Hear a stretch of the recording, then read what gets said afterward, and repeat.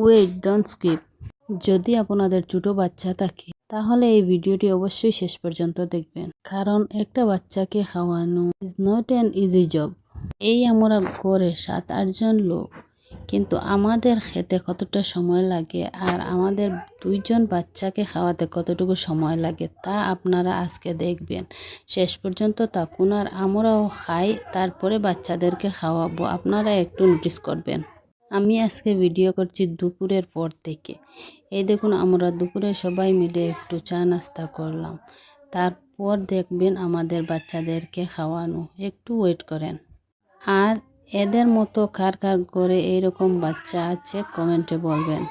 বাচ্চাদের মুখে এক মুঠো ভাত তুলে দেওয়া যতটা সহজ মনে হয়, বাস্তবে ততটা সহজ নয়। কখনো আদর, কখনো গল্প, কখনো আবার হাজারো চেষ্টা, তবেই 1 চামচ মুখে খাওয়ার যায়। একজন মায়ের ধৈর্য, ভালোবাসা আর ক্লান্ত পরিশ্রমের এই ছোট ছোট মুহূর্তগুলোই লুকিয়ে থাকে সন্তানের হাসির পিছনে। আজকের ভিডিওতে দেখবেন একজন মায়ের সেই রিয়েল স্ট্রাগল আর ভালোবাসার সময়। So let's get start. এই ভিডিওটি দেখে চিন্তা করবেন যে আমাদের মা বাবাও সেই রকম আমাদেরকে বড় করেছেন, কিন্তু তার বদলে আমরা কি দিয়েছি।